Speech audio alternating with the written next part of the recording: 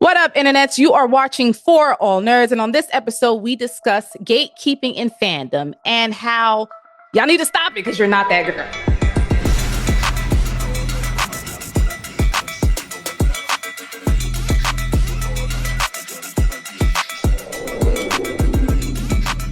And what's up, y'all? Welcome to another episode of the For All Nerds show. It's your boy, DJ Ben Amin, a.k.a. the High Revolutionary Red Eye Master, Sith Happens, Riz Skywalker, Lando Californication, Wally Westside, here in the spaceship tonight. And as always, I'm joined by Tatiana King, the Grand Duchess of Tech, also known as Trash Ketchum, Dark Chocolate Phoenix, Lord of Lightsabers, Tatiana the Kingslayer, Hemi Neutron, Tatiana Kang the Conqueror, and Doc Aki. All right, Hemi Neutron and Doc Aki. Yeah, that's the one you should pay attention to right there, folks. If you have been on ForAllNerds.com, lately and copped you some of that beautiful merch and memorabilia over there. Doc Aki is a name you should, pay attention to. That's all I'm saying for now. Get excited. Yeah, pretty much. You should be excited about it. If you're not, it's almost Christmas. Hopefully you've been filling your bags. It's Kwanzaa. I know Hanukkah's already kicked off. I'm just laughing because you're just naming every holiday possible. Shout out to Christmas, Festivus. Hanukkah, Kwanzaa. Yes, Festivus for the rest of us. Yes. All that good stuff. Hope everyone is enjoying their holidays. I myself am about to head down to Houston, Texas. It's been a little over a year since I've been home. So sad that it's been this long, but I'm going down for like over a week. So I cannot wait to see my nieces, my nephews, everybody, my sister, everybody, man. So I hope everybody's getting to enjoy this holiday, with friends and family. And if you're not, or if you can't be with them in the physical this year or ever, still hope, you enjoy the memories and good times and find something to smile about every day. You know what I mean? Absolutely. Absolutely. And I'm also doing the same, gearing up for travel to see family, trying to figure out what I'm going to do for my birthdays in a few weeks, January 14th. Shout out to Capricorns. As far as like, for me, it's less about like the celebration of Christmas. Like I actually grew up not celebrating Christmas. So I'm not really big on religious reasons. Religiously. Yeah. Oh. Yeah. So I'm like, I do it, some stuff now for like others, like family members, little kids, stuff like that. But like me personally, like I never had to do that generally. So like I'm not used to also like getting gifts and doing this. I remember the picture of you with like all the Barbie and all the Nintendo. Yeah, but there was no tree, there was no nothing, and it wasn't on Christmas. Okay. Oh, so you just did laced. It was just to help us not feel left out. It was my mom's way to like, I know y'all can't celebrate this, but I don't want y'all to feel like y'all can't get it either. Like you can't not get gifts just like in modern America. Around like everybody else, like damn, son, we ain't getting shit. You know what I'm saying? Like, but it is what it is, right? But but just because of that, like I don't really be expecting mad gifts and stuff like that. So like everyone's like, oh, what's on your list? I said I have no list. I have things I would wish upon the world, things I wish to happen in the world, that I will keep to myself. I will continue to put that energy in the universe and hope for the best. I didn't put that energy. I just, life goes on. Things will happen. It doesn't have to be negative. It could be positive too. I'm just the type that, I'm not going to necessarily just be talking about it. I'm just, going to do the work to help push the energy that way. But yeah, you know what I'm saying? So really it's about, I'm just trying to reflect on the new year. I know you and we got a lot of work to do in terms of planning for All Nerds and how people are going to see us in the new year, right? Like you already mentioned some surprises that are on the way and just being able to see us get to the next level. Yes. You understand? So like, that's like really what's most important to me during this quote holiday period. Planning. Planning, working on some projects. I guess I got myself a Christmas present. What you got? I was supposed to do the unboxing video of this today or yesterday. Oh, for a minute I was like, you got a PS4? Nah, I already had that. But this is for those watching on YouTube right now. This is the Alpha Theta which was the company formerly known as Pioneer. This is the Serato Slab, which is the first controller made specifically for Serato Studio. Mm-hmm. Yeah, which is, and I'm hoping that's fire. I'm hoping to get it working with Serato DJ as well, but it's specifically made for Serato Studio, and I've never had a controller for Serato Studio, and Serato Studio is the first program or controller or anything that I could actually make music on. Like, if anyone who's heard any of my music on Bandcamp and SoundCloud, I made everything on Serato Studio because I've used various machines like MPCs, SPs throughout the years, and I could just never do it. I could tell other people how to make beats, but I couldn't do it myself. And then Serato Studio came along, and it just all clicked for me. So I've been making all my stuff in that. So as soon as they announced this, I was like, I need it. You be making beats? I mean, you already know that. Everything I made is on, You produce music and other stuff, but like, I don't know if I've ever heard a raw beat from you. I don't make like hip hop. That's what I mean. That's what I'm asking when I said, is that what you're doing? I make dance beats. Dance music is what I'm making. It's all beats, but I don't really make hip hop music in general. I have some that I've made at home, but no, I haven't released any of those. Those are just real, because I'll hear something and be like, oh, this would make a dope hip hop beat, and I'll just throw it together. But we'll see what comes, next. But right now I've made a lot of, dance, a lot of ballet funk, a lot of Baltimore, a lot of house, a lot of Afro beats, some amapiano. I've done a lot of different, beats, but yeah, they're just, usually you hear the vocals over them. So yeah, you don't hear the beat by itself. But yeah.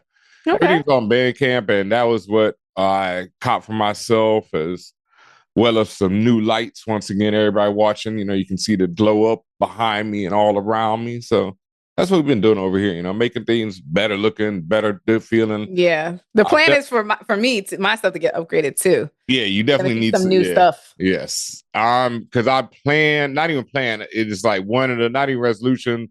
You've already seen me and Luna doing our Baldur's Gate Twitch streams, twitch.tv/ForAllNerds. I will be on sometime this week, and we're doing many more streams on there. Much more on Twitch, much more on Instagram, YouTube. But for real, make sure you're signed up to twitch.tv/ForAllNerds, because we are going ham on there in 2025 and 2026. Heavy. Like, that's one of the things that when I do this unboxing, I'm going to be on Twitch. I got my DJ setup looking crazy. I've got this new camera coming in. Well, not a new camera, just a new setup. So you'll be able to see my whole shit. It's going to look like boiler room up in here. Yeah. Yeah, it's going to be fire. We coming with new, because I have the other arm you gave me. So I have like another camera right here. Like, nice. You'll start seeing multi views of us and stuff. We trying to make it official, for real. I mean, it already is official, but more official. Shout out to the homie Momo on that note, who is moving to Vancouver this Friday. Hurts when breathe, but hope you have a good time up there for real. Because why is that hurts to breathe? Because we're gonna miss it, Momo, man. Momo's peoples, man. That is my homie. That's ForAllNerds family for real. So, yeah, shout out to Moto. Gotta go. I understand. Good luck to you. Yes, most definitely. We had something we wanted to discuss on this episode. Yeah. Gatekeeping. Wow. Yeah, that is. I didn't. That's a broad topic, but gatekeeping, particularly to fandom. We were talking about that before the episode began, and I know what gatekeeping is, and I didn't realize that this was gatekeeping. But yeah, it's pretty much the definition. It's a form of gatekeeping, 100%. Yeah, we were talking about a discussion that I had on social media, on Twitch recently, and it's an ongoing discussion, and it actually has fueled a new book that I plan to be writing in 2026, so I'm really happy about that. But the discussion was over characters like Batman, and how newcomers, people who've never read a comic, a lot of times will see Batman and say, well, he's Bruce Wayne, he's a billionaire, why doesn't he just use his money to fix Gotham? And people who read comics will be like, well, because he can, and, Darkseid rules this universe, and the absolute universe is actually ruled by Darkseid, and in the regular universe, there's a lot of criminals, and Arkham is corrupt, and it's like, I don't care. I don't care. And someone my response to stuff like that, I don't care. Yeah, I don't care, And honestly, as someone who's read comics, most of my life, And as someone who knows the business and the ins and outs of comics as well, I don't care either. And I also agree with those people who ask those questions, because the honest to God's truth of why Batman doesn't use his money to solve crime in Gotham is because, one, people believe no one wants to read that book, which is probably untrue. And two, DC Comics as a company doesn't want to stop making Batman comics. So if Batman solves all the crime in Gotham and gets therapy and doesn't need to dress up in a bat suit and fight people anymore, maybe you're reading that comic, but maybe you're not. And DC doesn't think you are, so they're going to keep making Batman comics to the end of time, because they know you're going to read a Batman comic. Well, yeah, definitely. If you're talking on the fourth wall, real side, real life side, that's absolutely the answer. Yep. And I was going to add, you started alluding to it. I was going to add, from a character perspective, the nigga would be bored. Like, he has such deep psychosis that... Yeah, well, he'd have to get therapy. The same reason why he won't quite kill Joker, right? He could get real close, but won't ever really get there. Is because, and they've touched upon it in so many stories and movies. They need each other to survive. To exist in this system they exist in. Yeah, and I think that's just a cheap way of saying that DC wants to keep making these comics forever. Yes. Yeah, that's what I'm saying. Because in reality, Batman at some point is going to go off and kill the Joker, or the Joker is going to kill him. They are fighting. Human beings are not that tough. Like, a random bullet is going to end either of their lives. That's all there is to it. Just a well-placed. And we know how cops operate in normal times. Like, they will put 100 bullets into somebody with no problem. You think not Joker though? That's what I'm saying. You think they ain't dropping the Joker at any point? They haven't dropped him yet. Why would they drop him now? Because of money, my nigga. But that's what I'm talking about. It's not because it makes sense or there's an in-universe. If you'd only read, Batman number, no, bro. It doesn't matter how many Batman comics you read. A lot of the stuff, there's what we call suspension of disbelief. Yeah. You have to, say, okay, this is how it works. And I'm fine with that to an extent. But I'm not fine with people saying, read more comics and then you'd understand, because that's just not true. Just be like, nah, man, it's trying to bullshit and you got to go with it. Yeah. And just that attitude about that you do, the comic book guy voice you just did, like, I think is a very pretentious, very selfish, very... You're not self-aware. It's a lot of negatives in that type of attitude and approach to people in a variety of things. And this is why I likened it to gatekeeping, because to me, you're not trying to teach. You're not trying to lead the way. You're just trying to be another blocker or even a contrarian to people who do want to learn about it. Somebody asked a question, whether you agree with it or not, whether you think it's a dumb question or not, about a particular genre, about a story, or about a character.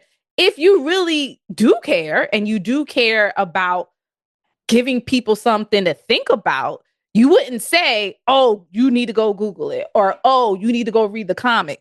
Number one, that is one of the most impossible things you can tell someone to do. Batman, continuing with that example, it's 100 years of the nigga.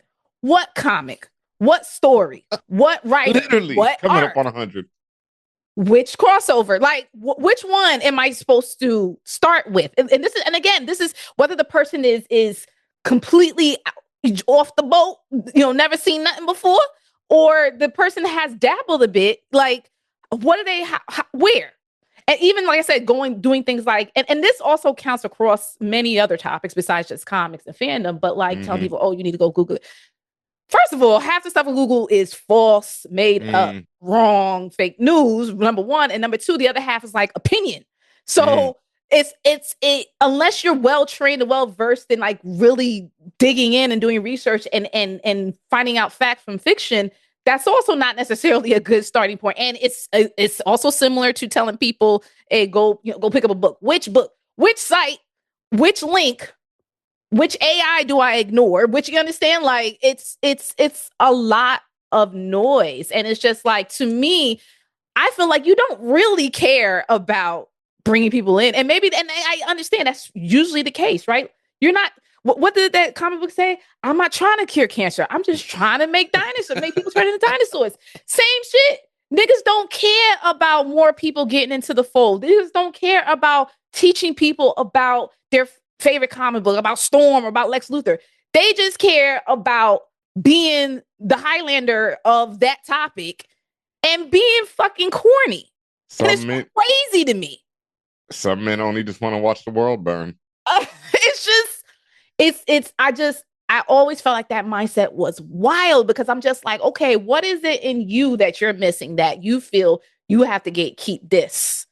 Which is, first of all, it's a multi-billion-dollar industry. So why do who are you, number one? And two, why do you feel the necessary to gatekeep? Like, gone are those days where like it kind of mattered that you was an expert at this, like, and you was the only one. The doors had been opened. You hit it dead on the nail right there. And that's what it is. Because at one point, you know, a lot of these people and a lot of people just are socially awkward, let's say. And so because of that, they hold on to the thing where they felt like they were king. You know, because amongst their nerd group, you know, when it's just the dudes and they're all standing around arguing about something, they felt like they were the one who had the most knowledge and they were always the loudest. Like I remember years ago, I used to be in this group on Facebook. I mean, this years ago, and I would get into, you know, discussion with people. And this is like when we first started ForAllNerds. And I would often be like, oh my God, ForAllNerds is a losing battle. Because at that point, I wasn't talking to like a lot of our fans or a lot of our listeners. And I hadn't met a lot of people in person. And it wasn't even a lot of other media like us, you know, like shout out to, you know, our people's fantastic Frankie. I mean, Rodimus was out there, but Frankie was not. You know, most of these people were not out there. Blackgate, you know, no. It was, you know, yet. It was light. So when I'd be on these Facebook groups and I'd be talking to these gatekeeping ass, you know, dudes, it'd be like, oh my God, this is the worst. What am I gonna do? How are we gonna get how are we ever going to, you know, reach people? Or my thing was like, do I even want to reach these people? Because these people are nuts. And I remember one dude once told me that if it doesn't happen in the comics first, it doesn't matter. So like, you know, if Superman does something in one of the movies and it hasn't been done in the comics, it's just not the true canon. And it's so crazy when you think of things like that, because as I would explain to him, as I explain to people nowadays, a lot of the fundamental things that we know about Superman in particular don't come from the comic books. Superman was jumping and stuff. He never flew until I think the radio show. I know Kryptonite in particular comes from the radio show because they needed a reason for why Superman wouldn't be there every episode. So he'd get hit with kryptonite and he couldn't use his powers, and so the actor could take a break. You know what I mean? It was things like that. Practical reasoning. I love it. Yeah. And so that's what led to it. And there's, you know, different reasons and different things have added on things to the mythos. And that's just how it is. And so you shouldn't have to watch or read everything to be able to ask a general question about something. You know, why can't people figure out that this man is Superman? You know, he's putting on glasses. That's a reasonable question. And that's why I love, you know, the new Superman where they explain he's wearing hypnotic glasses. And that goes back to super old comics. So for all you nerds, you can be like, yes, it was in the comics first. You know, and then for reasonable people, they can be like, oh, okay, he's wearing hypnotic glasses. And then at the same time, you know, Perry over here has figured it out. And it seems like half of Gotham has figured it out already. They're just keeping his secret, which is something else that's been done in the comics. And that's cool. And that makes sense. And that's dope. Yeah. You know, like, I think it's just so strange in like the year of our Lord 2025 that like you to be that type of nerd. Like, I think that's really weird. It's not only is it played out, it's just like there's no country for that. Like, there still is though, man. Yo, where? Like, I mean, I'm not talking about the red pill internet. Like, yeah, where? The red pill internet is strong, fam. I got linked to this random. I don't even want to say their name, and I'm not even sure if I was right, so I don't want to name the wrong site. But it was a site that seemed to be big time, and you know they were focused on comic books. And one of the, you know, the link that I got or somehow popped up on mine was James Gunn continues to disrespect America with woke Supergirl trailer. Y'all will never get Avatar P with that attitude. Ever, never, never, never. You will never be invited to Pandora. And I'm just like, yo, like y'all can't be serious, but they are. And that's what I mean. So, okay, there's that extreme. So then there's the less extreme people who are just, gonna gatekeep to hell and are like those dudes I was arguing with, some of them, black like us, and they can exist because whenever they need companions, they can go to the extreme and then they can come back and argue, and live their lives. But it's always online. It's never in person. And I get that will always be the case because that's always, I guess, since the first time the internet really went wide like that, like, I guess that will always be the case. Like, as long as there's a digital representation of self, or what you feel like you want to represent as yourself, because it could be a lie, it usually is, that will never fucking end. And this goes back to something else that I've been trying to explain to people a lot. I'm sure people have explained it better than me, but it's this thing like we live in this age that we are in this digital age, right? One, you have people who found all their crew, their family, their people they can talk to. This is the first time they've had that, it's digitally. Yeah. And then two, some of them have found this by portraying insanity.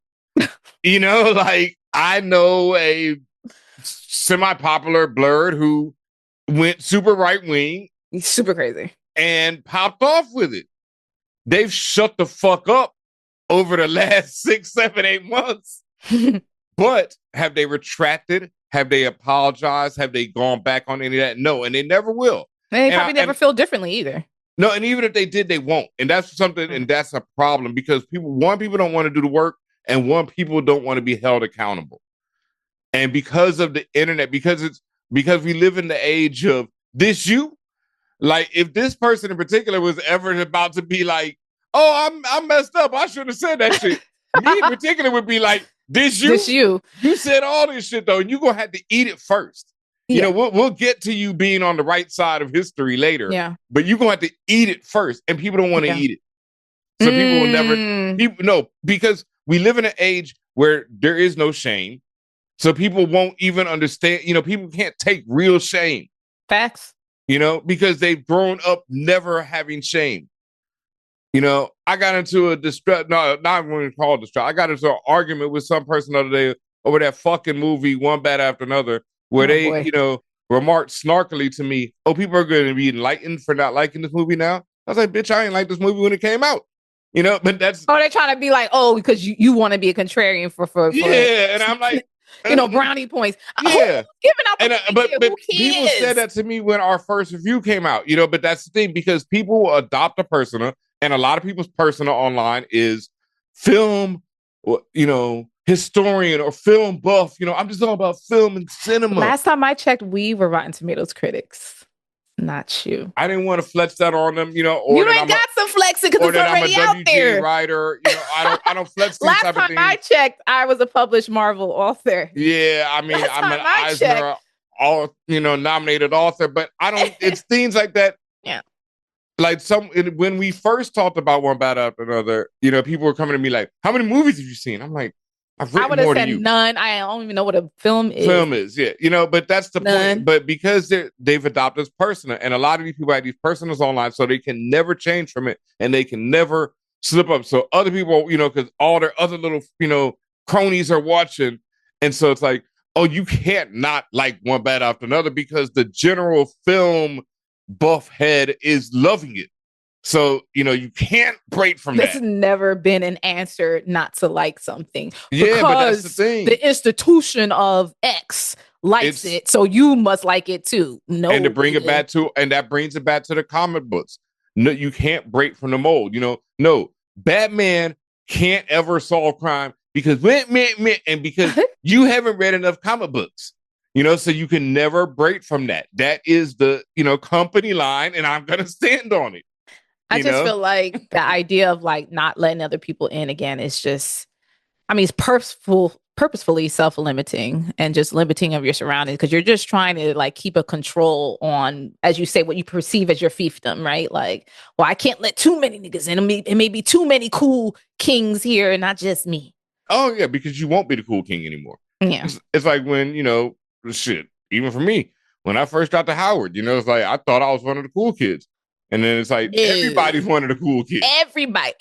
Howard's a great example. Everyone's like, so like, you could be, this happens a lot for those who don't know about Howard, but like you come from a school where you're one of the smartest kids there, you're valedictorian, you this, you that, you got all your resumes already built up. You get to Howard, everybody shit looks like that. Everybody top of the class, everybody an overachiever, everybody. Now what do you do? Yeah. And like that's what really defines you as a person that makes you unique and makes you drive ahead of the game? It's a very competitive space. And I think that's more realistic, at least in a space that cultivates excellence, right? Like that you are not the only one. And then and to go back to the gatekeeping and everything, that's like, and to why people act like that. Like I said earlier, people are socially awkward, but beyond that, you got to remember, like people have a lot of pain in their lives. People are going through things, and a lot of people need a hug. A lot of people, because like that's what I said to that person when they were going off of me about one bad after another. I was like, look, man, you're, Did not you say man. You need a hug? They were trans. I don't want to misgender them. Any of that. Look, and when it was funny when I said person, they were like, oh, look at them trying to. I was like, I said person. Oh, they try to get at you for actually trying to be respectful. Yeah, I said person. Okay. I said this person said that, and they're like non-gendering me. I'm like, I don't know what to gender you. I don't know you, bitch. You know what I mean? I'm sorry. You're random on the internet. You could be fucking claiming to be trans and not be trans. I don't know anything. You don't know, so nothing is nothing. You didn't dehumanize them. You're just like I said this person is wilding, and and in general, I was like.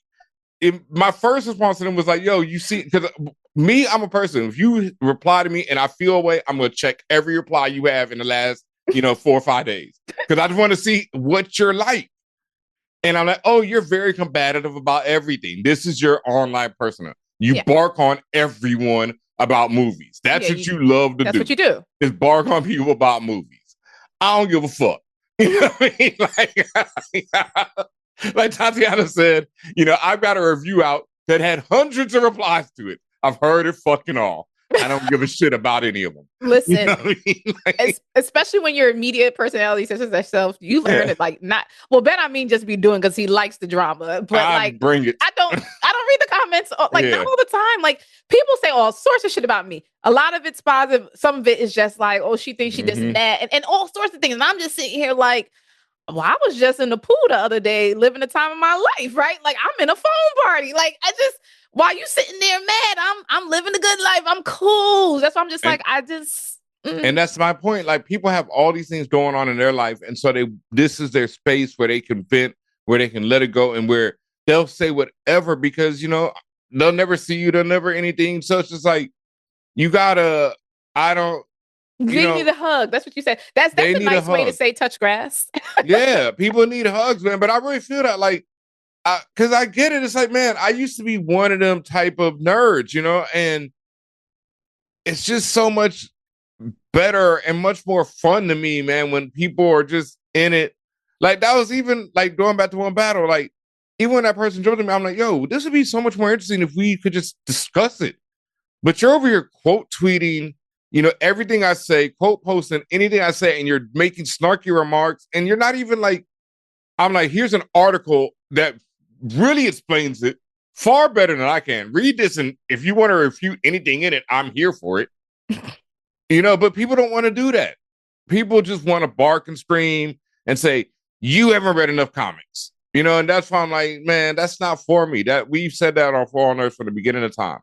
I'm the one who will be like, oh, you haven't read a million comics? Well, here's the first one. You know what I mean? Read this one. Check it out. Like if you don't like this, check out this. You're interested in teaching. I'm interested in just having more people be a part of it. I want people to experience the same joy that I do. But you're not going to get that joy when you tell someone you don't understand it. And if you'd only read a million comics, you would understand it. Yeah, no, that's not the way. You got to be like, hey, yeah, man, some of this shit is kind of silly at times, fam. And a lot of these comments talk about it. So if you want a comment that deals with the silly side of Batman, here's that. If you want a comment that treats all of this as ultra realistic, here's that. You know, and that's what you got to do with people, and that's how you got to get people into the game, because it is like that. Batman has so many different sides, and you know, I like appreciating them all. Like, I love a dark and gritty Batman, and I love a Batman when he meets the Batmite. And Batmite, for those who don't know, is a little imp version of Batman from the fifth dimension where Mr. Mxyzptlk comes from. Wow. Okay. It happens. That's random as fuck. Or like when his son Damien has a cow, the Bat Cow. You know what I mean? This is awesome. And in some comics, Damien is also raised by assassins, because that's what he is. And he's I know the assassin stories. Yeah, but at some points he has a cow. Because why not? That is the wonderful world of comics. This is the beautiful worlds of comics, man. Yes. And, like, you want people to love and enjoy that. Yeah. Well, besides comics, Ben, I mean, one thing I do love and enjoy, or have been loving and enjoying, has been the morning show. I know I'm late to the game, years late. I don't give a damn. I'm here now, guys, and I've caught up. That should be like, The Wire is the greatest show of all time. Oh, no. I would never do that. I would never call it the greatest show. First of all, my husband and I, we watch it together. We love it. We watch it religiously. That's probably why we caught up so fast. I think we started like 3 weeks ago, and we got through the entire 4 or 5 seasons. I said your next show be saying The Wire is the greatest show of all time. Oh, I don't know. And I mean, I still can't get through season 2. So, and I know I'm supposed to, but I just see that's what. Yeah,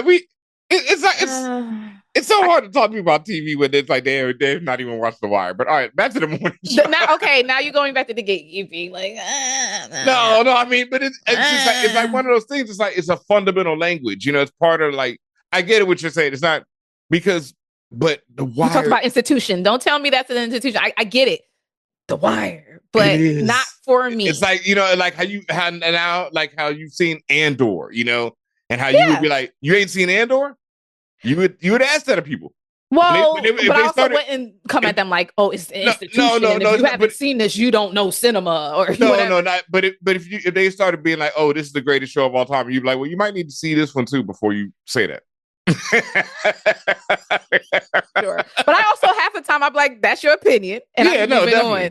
But but back to the morning show. Back to the morning show. Yes, I've caught up. It's one of my favorite. I'll say it's one of my favorite soap operas ever. That shit is written straight soap opera. Right, and anyone who says otherwise, you're lying to yourself. Yeah. This is like it's power with white people, right? Yes. It's power with white people and a little bit of an elevated storyline, but not by that much. And the reason why I say not that by that much is because they're doing fuck shit like they do in Game of Thrones. Like, this one sleeping with that one, this one backstabbing that one. Yes. Everybody all high and mighty. And this is what I love about the show. Like, the whole thing is so much centering about journalistic integrity and morality. And then in the same breath, these niggas do the dirtiest, scummiest things to each other on the same network. And it's just like, wow, but in the most entertaining way. Yes.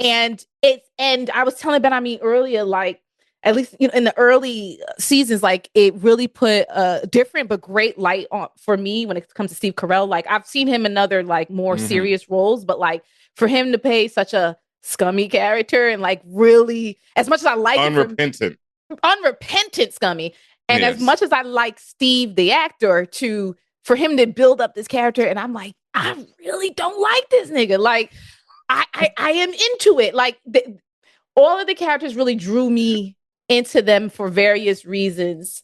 The story, as mentioned, the story is so soap opera. It's just in the way that it goes up and down. Like, there's really and when I say downtime, I'm not talking about lows and quiets within an episode. I mean, within the general story arc, it's constant roller coaster.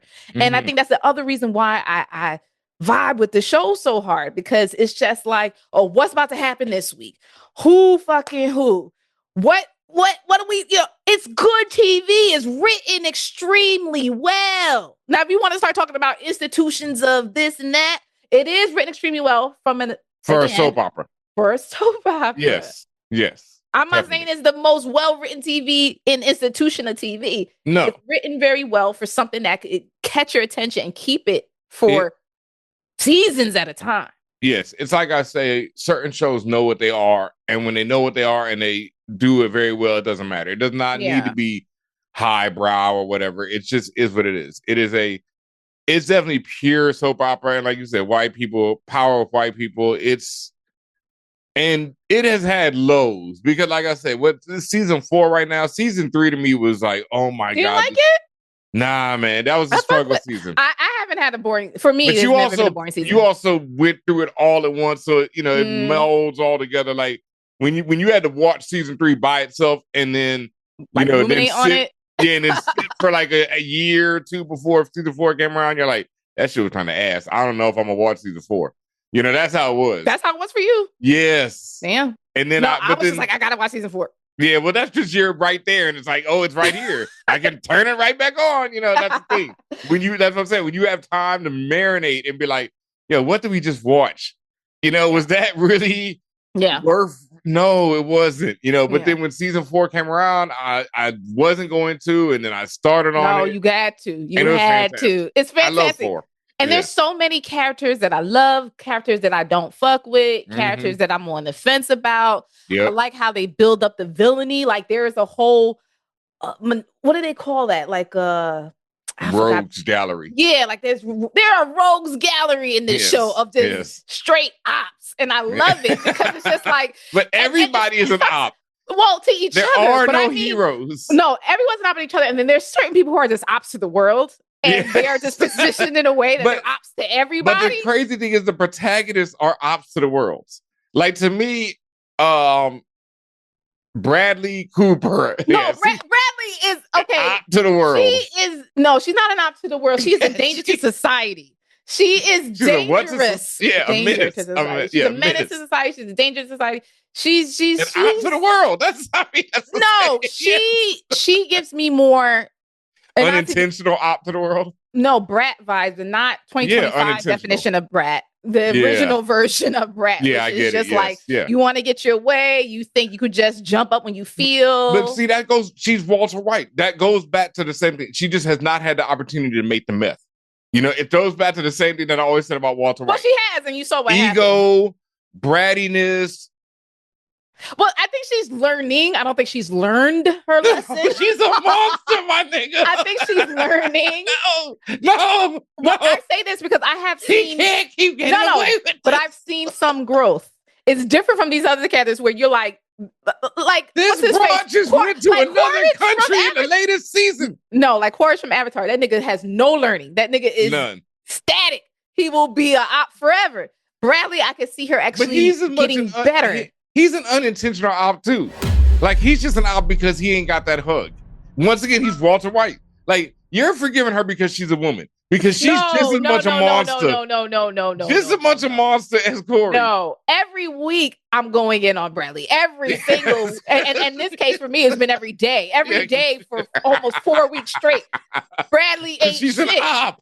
No, I'll be the first one out there with a sign that say in front of UBA or UBN, Bradley ain't shit. I'll be the first out there. Was at the fucking January. That said, I see the glimmers of learning for her. Unfortunately, everyone else has to go down for her to learn these lessons. Once again, I saw glimmers in Walter White. That I didn't see no glimmers in Walter. That nigga was bad to the bone. The moment he could make the meth, it was done. Yeah, well, I mean, Bradley just ain't been offered the opportunity to make the meth. That's what she had. Anyway, I don't want to give away the story in case people. No, but she ain't got that. That's what I'm saying. She ain't had the. Well, yeah, no. She's had it. And she what? Anytime she's been given any ounce of power, what has she done with it? Made meth. And that's what I'm saying. She's still learning. I see growth. I'm seeing growth. It's still fuck Bradley all day. All of them need to end up in the grave or prison. Every single one. It's not an angel amongst them. It's such a hypocritical show. Like I said earlier, it's just everyone's like, I'm a journalist and you should have morals, and then turn around and do the most immoral, fucked up thing to their brother, sister, cousin, right next to them. Everybody on the show is like that. And I'm just like, God, like it's popcorn, man. It's like, what's the word? It's very addictive. It is. That's the word. So, it's one of my favorites. You need to watch The Studio next. Yes, that's actually on the list. So that's going to be coming up. I fuck with Seth Rogen heavy. Like I fuck with him as an actor. I fuck with him as a person in general. I fuck with, he understands the real. I fuck with his life philosophy in general. Yeah. He's one of the ones that, they say, like, if the race war happens, would you like shed a tear if you had to? Oh yeah, definitely. Take him down. I would shed a tear. I'm pulling the New Jack City. Yeah, him, Paul Rudd, a couple people.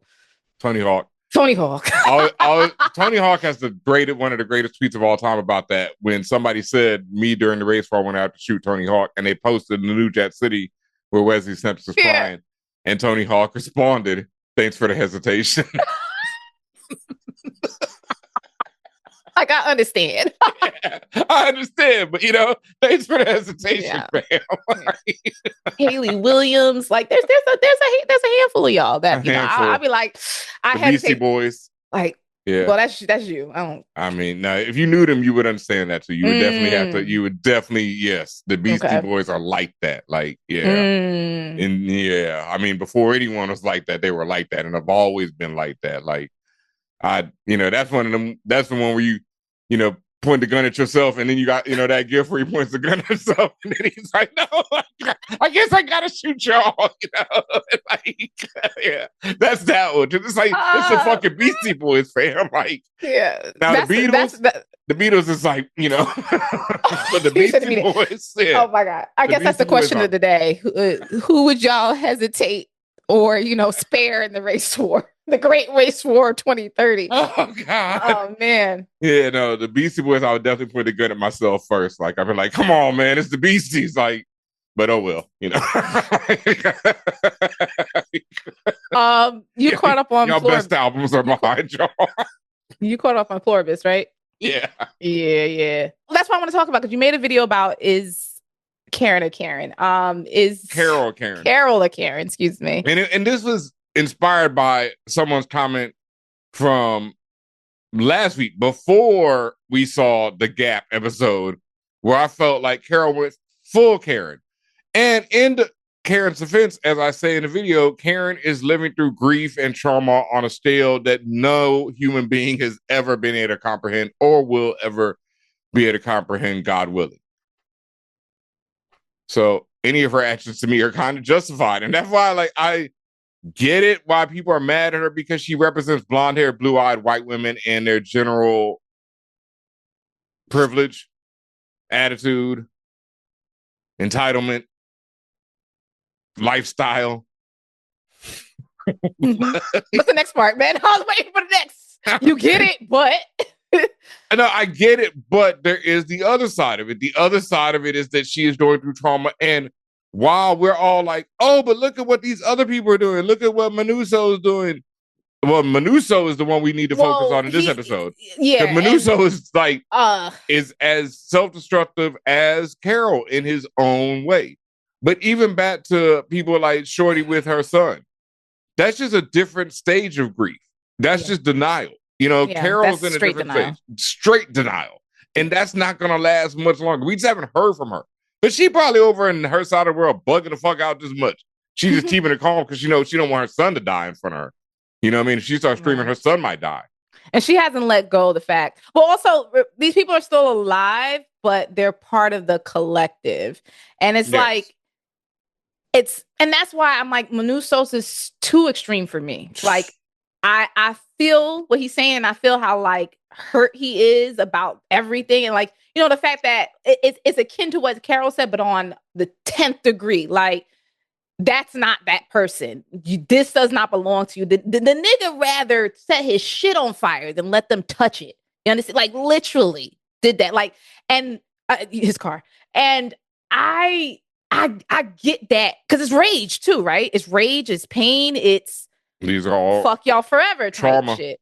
It's a trauma response, and but it's also a bridge too far for me, because it's like I get what has triggered it and what continues to trigger it, especially when they made that connection with his mom, and he was like, my mom was a bitch. Like, and here you go talking about, what can I do for you, right? Like, you had, I don't know how old Manusos is. He's like 40 or something like that, and all his life it's been one way. Then all of a sudden, this person, how can I help you? Like, you don't know what kind of trauma he's been through, right? Just like how we said, we don't know what kind of trauma Mr.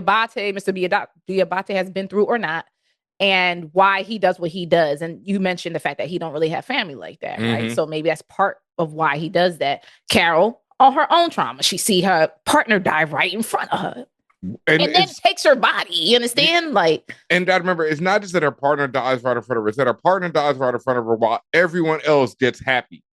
You know, so it's like, why the fuck did my partner not at least get happy too? Yeah, you know, like the majority of the world got happy, and my partner has to die in front of me. Yeah, and just again, just back to Manuso's, like why I say like he is too extreme for me, because it's like he rather like. I got a question for you on that. It's like he has an agenda, like he's going in to do what he needs to do, but like to his own detriment.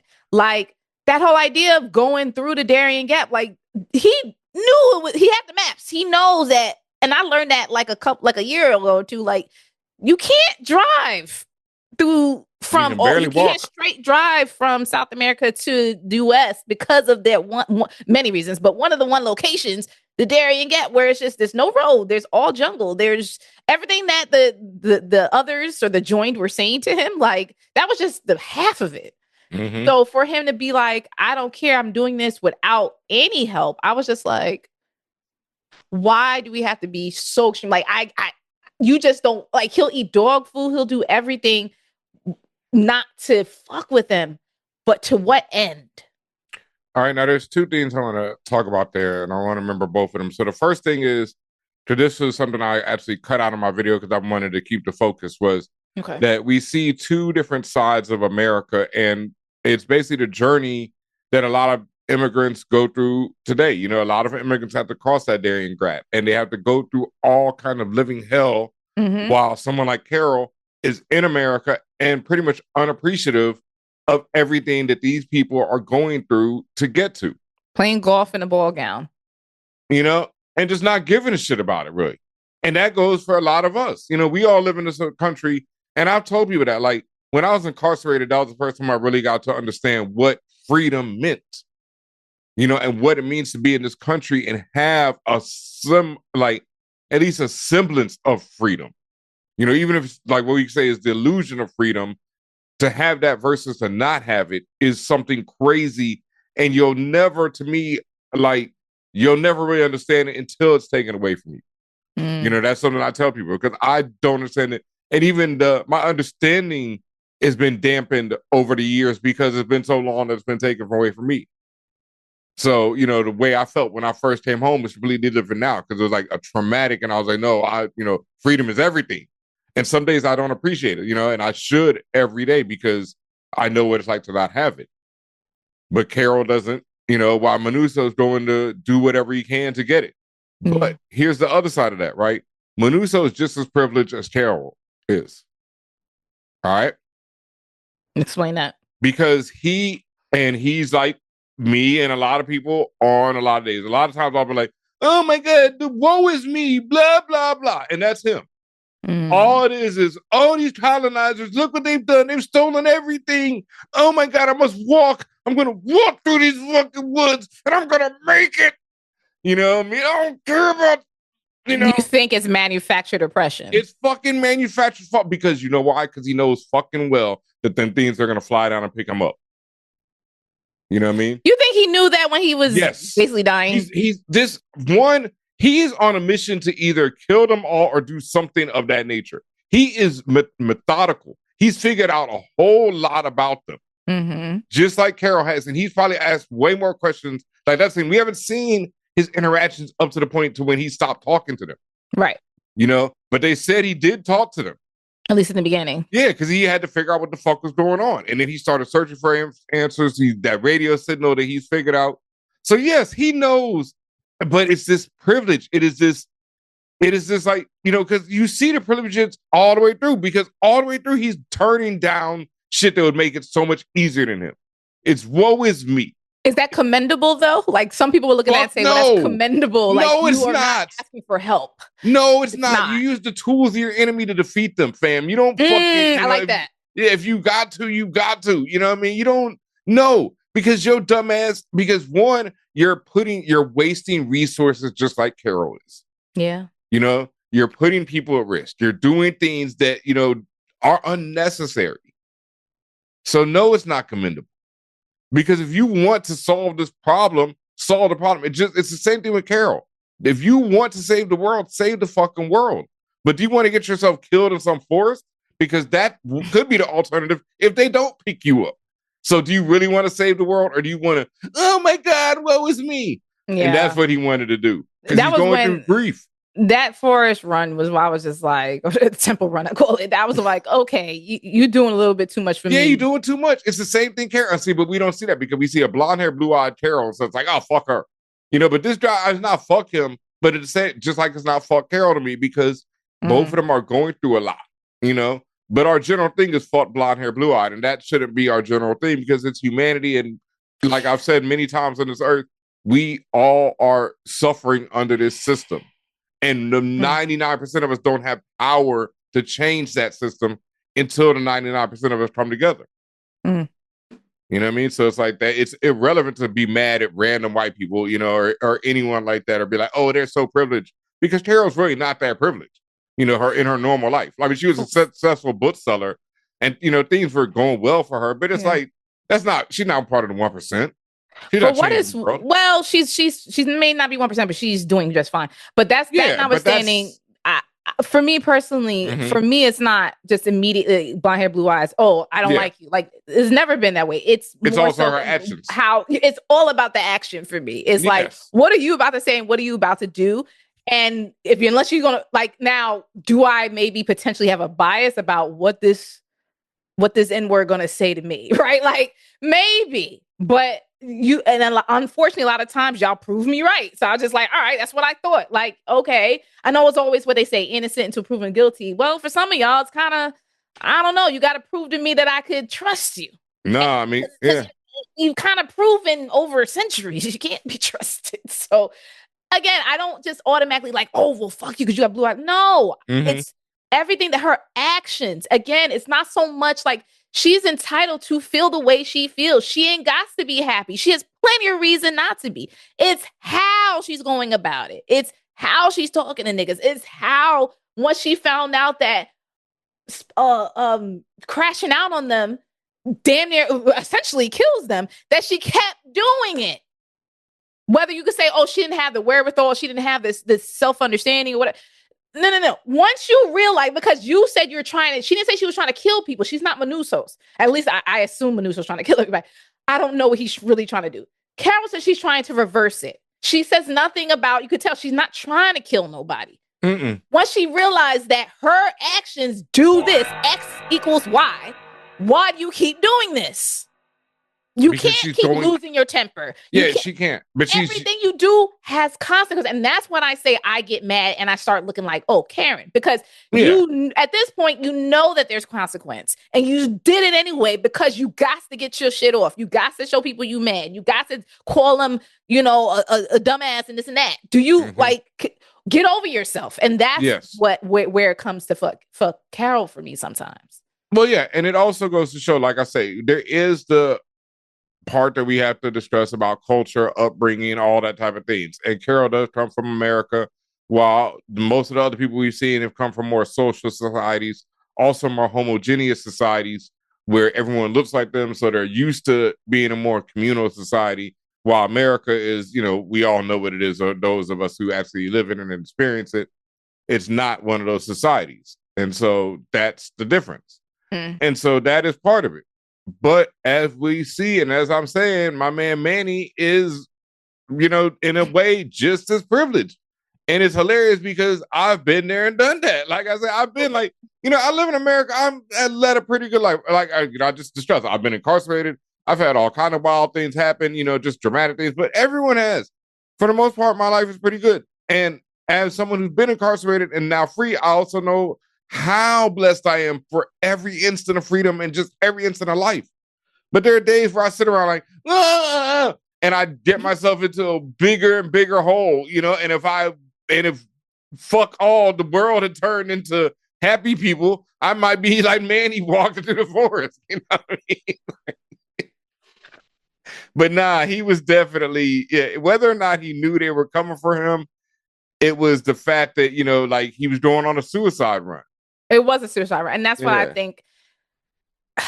That's what makes it so hard, because at the end of the day, I think that's just what it was about. And we watched Carol almost do a suicide run with the fireworks. It's the same thing. That's what I mean. Oh, yeah. When she went and moved that shit. Now that actually made me nervous. I was like, bitch, you ain't gonna move. Shit, that made you nervous. And Manny almost falling on the spikes. The same difference. No, that scared me, because I was like, why would you do that? Like, I was already fearful for him. I'm talking about typically all this time I've been like, Carol ain't shit.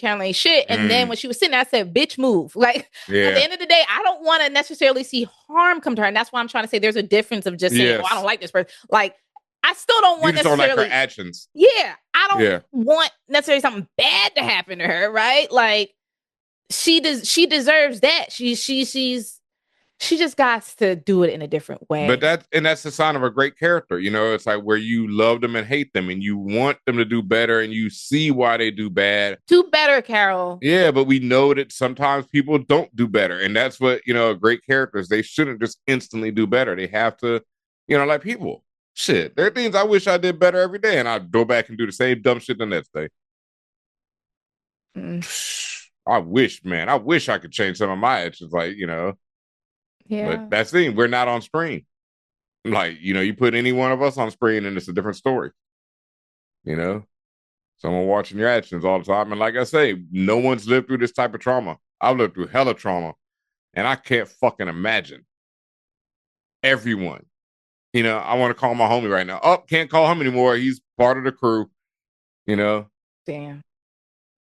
It's like anything, can't do it. Like, that's what the comments are made. Like, the least they could do is get an ice cold Gatorade. You know what I mean? They have destroyed everything. And from that point, I do agree. She had to be nasty about that. She didn't. But you're right. Like, y'all control everything. Y'all can't do that. And not just control, they ruined everything, like they ruined the way it was. And then they're like, oh, well. The good things, right? Like the stuff that you like. Every little good thing gone. And this is kind of the last of Pluribus that I wanted to mention and discuss, was just the fact that, like, it's not clear to me, and I don't think they can, that, like, I call them NPCs, and they're very AI-like. They can approximate and replicate, but I don't know if they can create, because all the collective knowledge and collective, I guess, ability of the world they have, but has it stopped? Like, is there any path forward? Like, could someone come up and create a new, like, fashion line?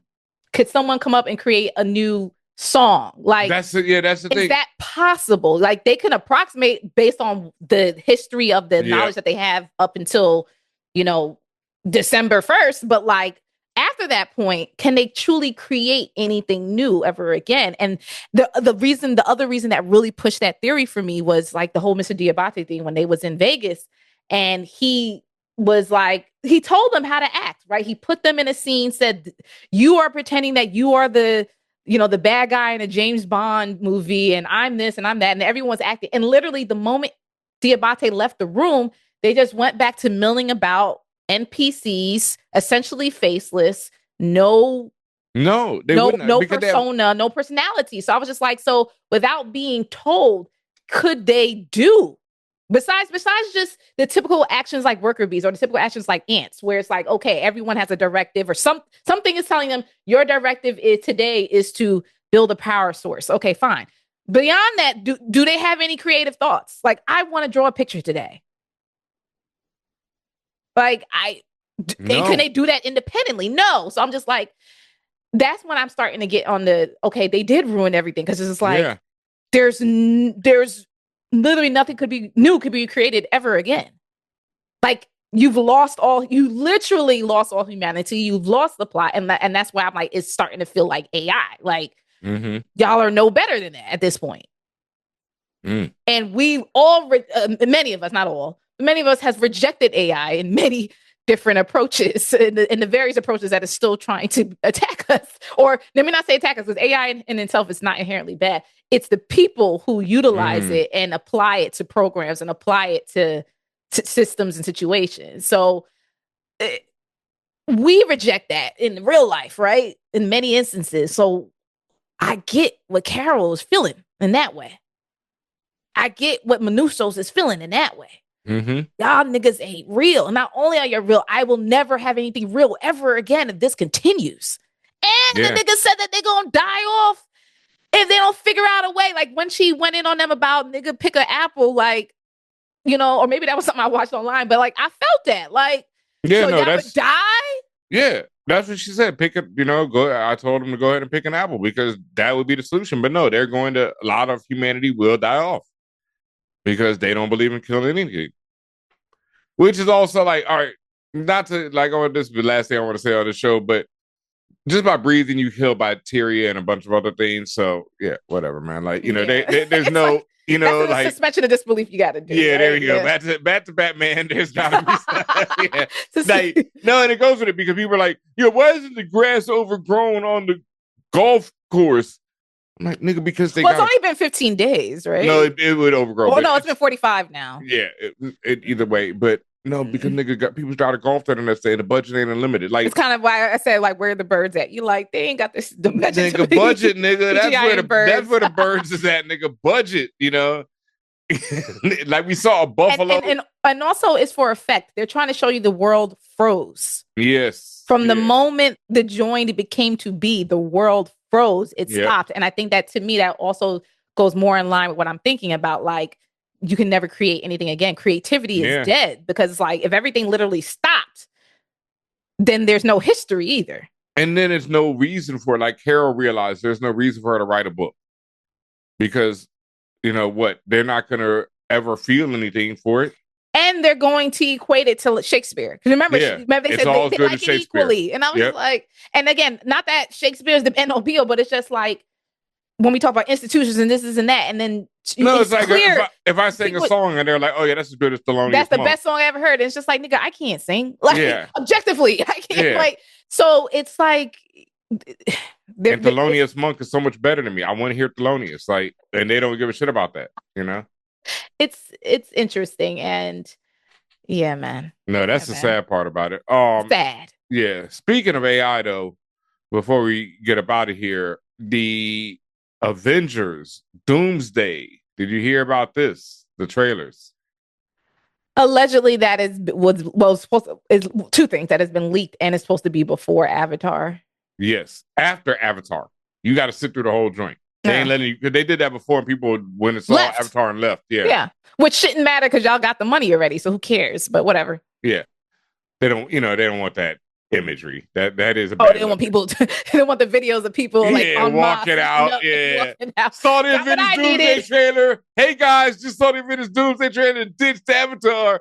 You know, that's coming immediately. Cameron's like, you gonna watch my Pokemon I Yellow. made that video if they did that shit. You gonna play Pokemon Yellow before you leave here. Shit.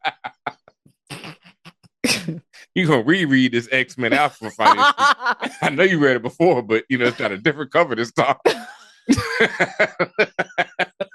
So I'm sorry, continue. No, I'm sorry. I gotta say, I'm gonna have to show people these X-Men Alpha Light issues because for a long time I was so confused. I was like, why is it the same story in both of these books? For money, nigga, that's why. But from a different perspective. So the trailers allegedly leaked. And then they were taken down by Disney, not allegedly, and then they were recreated using AI. And because Disney just made this deal with Sora, allegedly they could not take down the trailers because you know people weren't using Chris Evans' actual likeness; they were using Captain America and things of that nature. Talk about the end of creativity.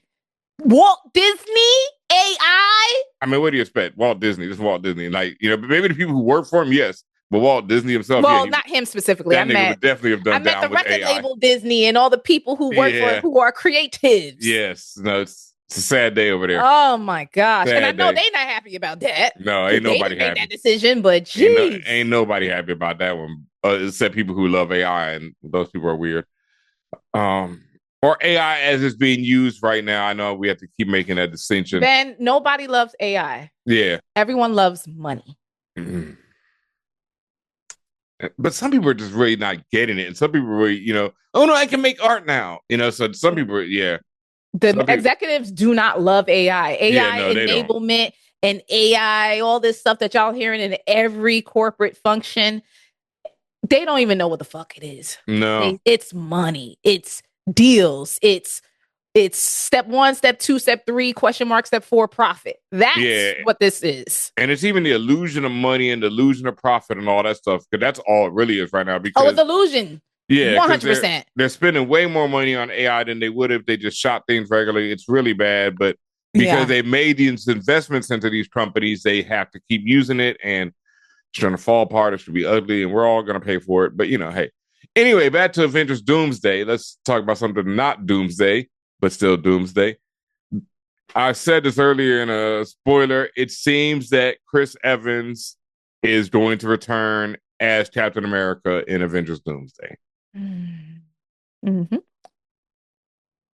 How do you feel about that? And in the trailer, he's young, which I know we'll have an explanation for, but yeah. And he has a son, allegedly. Makeup or whatever? Okay. Listen, I love Chris Evans as a person. Mm-hmm. So I'm always not always, but I'm generally rooting for him for most of what he does. Like, I like seeing him. And obviously he is Cap. Mm-hmm. He always will hold that mantle. Yep. Also kind of feels like the same thing when they announced RDJ as Doom. It's like, oh, y'all did the fallback. Okay. Mm-hmm. I'm not saying I'm not happy. It's just I'm not like doing cartwheels or nothing. I'm just like, oh, y'all. And I think I'm used to a lot of the hypocrisy of that too. Like, you preach one thing like, oh, you're trying to expand the universe and new Avengers and this and that. And then it's just like, let's get Steve Rogers. And maybe it will be in a very compelling way. I don't know what's written. I don't know what's perceived. I don't know what's shot. Like, it could really be fucking fire. RDJ might be really fucking fire. He really might be. And I will accept that. Like I said, I love RDJ. I love Chris. And I love the characters that they play. They are, to me, at least from my timeline of being in the MCU, they've been those characters personified. And I don't think anyone will ever beat that on that level. Not yet. But also, you would never know because they keep going back. So you would never know if anyone else or anything else could be in that space. Yeah, we'll never know if Shang-Chi could hold down the Avengers like Tony Stark did. Because we only got him to be in one movie and no crossover since. And not to say that, and again, I don't know if I really felt that compelled anyway after the movie, but again, like, that was his first joint. Like, I know we all love, I mean, of course it's Robert Downey Jr., so we loved him in Iron Man, and it was the first one ever. Well, so it's I will tell you, I saw Iron Man because of Iron Man. I actually didn't see it because of RDJ. Remember, RDJ wasn't where he is now. Like, remember, RDJ was still down bad, and they took a chance on him. And you didn't grow up on him like some of us did. I didn't grow up on that nigga, right? Because he was down bad for most of your time. Yeah, he was. Sorry, RDJ. All I knew was he was a down bad guy, but I didn't know why I should care. See, I knew the whole arc. He portrayed the cartoon version that I knew extremely well. And when I saw that match, the cartoon, the like 90s version, you've probably seen, I'm sure, the 90s. Yeah, of course. Early Iron Man. That's how I got acclimated to Iron Man. So when he, for me, portrayed that, like, bar for bar, I was like, oh my God, this is it. Yeah, that's what drew me to him. And with Chris Evans, like, yeah, he had been in stuff, but like, I wasn't like a fandom Chris Evans. I was just like, all right, this guy's cool. And then I saw how he portrayed the character, and I was like, yo. I knew Chris would do a pretty good job because I thought he was a great Human Torch, and I thought he was underappreciated as Human Torch. So I knew that, and I didn't. And I'd seen him in a couple other joints where I was like, okay, he's good, but I didn't know that those Cap movies would be what they were just because the writing I didn't know was going to hit like that. Yeah. Now, how do you feel about Chris being announced as coming back? Well, let me not stop saying Chris. Cap, original Cap coming back. I don't know. Like you said, it could be a very compelling reason, but no, I don't think I will. is one of my favorite moments of all time. You know, like, you gonna tell me about her? No, I don't think like he was doing his best Joe Biden, and he was like, "I'm out," and I'm like, "I feel you." And cutting to him on the dance floor with Peggy is like, you know, that, like I said, I've said this many times, like the Captain America trilogy is gonna be one of my, you know, in fact, that's the video I'm gonna make, is what is, you know, your favorite trilogy? Because like I recently rewatched Batman Begins trilogy, and I had to say, yo, that shit's up there. You know what I mean? Like, that's an incredible trilogy. Yeah. Like at the end when, you know, Bruce is sitting there at the cafe and Kane sees him, I was bawling. And even like Robin becoming, you know, the new Batman, but I never gave a shit. But when I rewatched them all at once, I was like, yo, he's great as Robin, and this moment really hit me. Yeah. But the Captain America is like, it's like, you know, Star Wars as a kid was my joint. But for real, the greatest trilogies to me are probably Lord of the Rings and Captain America. So, you know, that was like everything. And then it went into, you know, it went beyond the trilogy for Cap because he's in Avengers, you know, and all the moments that are in Avengers and everything leading up to that last dance for Peggy, you know, that goes back to the first Avenger, to all that. It's like, how you gonna, even in one movie, how you gonna, you know, top that, fam? I don't know. Now, I've said, and they've said this again and again, Robert Downey Jr. is not playing a Tony Stark version of Dr. Doom. Yes. He's playing Doom. Doom. That gives me a lot of hope. You know what I mean? That I cannot lie. Because I know how fantastic an actor Robert Downey Jr. is. And if he just goes all in and plays Victor Von Doom, I think, you know, that could be stunning. Will you be able to unsee Tony Stark? Yeah, definitely. I was watching for the first time because I've been doing this whole Nolan kick lately. So I watched Inception again, and then I started on Oppenheimer. And he is not Tony Stark in Oppenheimer. And also, someone who grew up on Robert Downey Jr. and knows his whole arc, I've seen him do so much shit where he's not Tony Stark that I'm like, oh yeah, like, you know, people always go to Tropic Thunder, but, you know, I'm Robert Downey Jr. from Breakfast Club and Less Than Zero and just, you know, Charlie Chaplin. This man has done it all. You know, he's played everything, and he's, you know, an incredible range. So my choice for Victor Von Doom, and, you know, my man's blowing up right now, it'd be perfect synergy, is Jacob Elordi, you know, but they didn't go young with it. So I thought Jacob would have been great Victor Von Doom, but we'll see, you know, and this could be, you know, we don't know how this story goes. You know, this might be the multiverse version of Doom where this is, you know, Robert's last hurrah. And then there's another Doom who comes in Secret Wars. We don't know.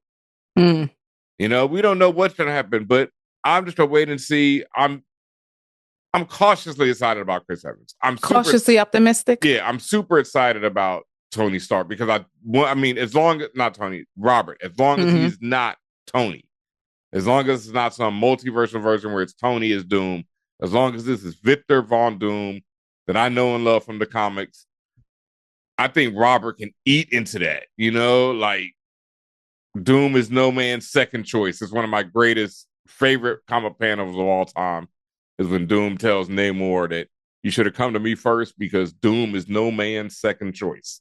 You know, that's Doom to me. Well, you have literally a year to the day to wait for it. It doesn't come out to December? December 18th. Wow, look at that. We are right on the day. Wow. Damn. And the worst part is they say these teasers are weak as fuck. So they're like, yeah, they're not even like they have to be. We're a year out. We're a year out. So but there are 4 of them, and the ones that have leaked are only the Captain America one, I think. Like, no one's seen the Doom trailer, and no one's seen the 4th one, which will be a bigger, you know, like everybody trailer. So that might be the one that, you know, at least has a little bit tidbit to get us more hype. Yeah. A year out, they're going to give it to you. Because you got to remember, like, before we get out of here, the Disclosure Day, yeah, that's the new Steven Spielberg. That comes out next summer. And they had, I mean, it's a teaser, but it's a long teaser trailer for it. And Disclosure Day is something about aliens coming to Earth. Not much more on that is known. It looks interesting. It looks like Spielberg, doing his thing again. The trailer is beautiful, very tense. A lot of the tropes that you know from Alien movies and a lot of stuff that we've seen in Spielberg's, like, War of the Worlds and other Alien type movies he's done. I mean, this Spielberg, like half of his filmography got aliens in it. So, we've kind of seen some of this stuff before, but it does look very dope. So if they're already, they're hyping that, there's a bunch of net summer, teasers and full trailers already coming. So yeah. And this is Avengers. This is the money. So they're going to, I feel like at the very least that fourth trailer is going to be a little something. We'll see. Yep. We'll see. Anything else before we get out of here? No, just everyone, love yourself, love your family, love your friends, love the true friends, the real ones, What they say, champagne for my real friends, real pain for my sham friends. Champagne for my real friends. And real pain for my sham friends. That's Ed Norton. I forgot what movie, but he said that. Happy New Year. If you guys don't hear from me or Ben before then, Happy New Year. Yeah. We will be here. We will continue to be here. We will continue to be loud and annoying and in your face and all this other stuff for other people who don't fuck with us. But for the people who fuck with us, we will continue to ride for you. We continue to be a space where you can talk about fandom, where we will teach you and you will learn with us about fandom. No gatekeeping in that way. I'll still be doing thirst traps. I don't even know if people still do that, but I'll still be doing that. And, we will, again, keep it locked on ForAllNerds.com. It's very important that you guys really see what we have for y'all, because we're going in for the new year, for the shit in the next week. I think we're just going in. So, and also just continue to support in any way you can. I've been hollering about this on IG particularly. There are so many ways that take, and this is not hyperbole, it takes less than a second to support us. There's that Uno reverse icon that's under every post. Click that on all the ForAllNerds posts. Yeah, repost post. Heart it. I know if you heart it, it's the repost post, but I call it the Uno reverse. Like, hit that shit, right? Share to your story. Shit. Like, half of the stuff you could do, like, if I understand people just don't want to do interaction like that. Y'all can literally click and keep scrolling. Do that, because that's how more people learn about us. That's how we get more opportunities. That's how you can see us in more spaces, covering more things. Shout out to Roy Wood, who he hit that Uno reverse. Roy Wood hit that Uno reverse with that, with that follower count, and that shit was like Roy Wood Jr. He made it happen, and just like we're asking, he did all of that. Like he's like, oh, let's repost, let me and he continues. And you don't have to have that follower count, honestly, anyone who's never even fucked with us ever, like, the moment you do that, the algorithm says, oh, yep, you like this flavor? Let me serve you more of this. And like I always tell people, revolutions are not started by thousands of people. It's started by one person. So every person you add to this revolution is adding to it. Don't believe you don't have a voice. Please. Yeah. So use your voice to help us get more powerful, help us get more rings, or help us get more infinity stones. We need you. As usual, make sure you are following us on every single platform known to man and beyond. Just search ForAllNerds. We're on every social media platform. We are on every podcast platform. We are on YouTube. We are streaming. Ben Amin and Luna particularly have been streaming heavy, passing away in Baldur's Gate every day. It's fantastic. It's hilarious. We murdered people this run. Oh, congratulations. Yeah, our last run, we were running through some goblins, what were the other things? I'm proud of y'all. Yeah, we weren't having it this last run. Damn. Look at him. Look at him.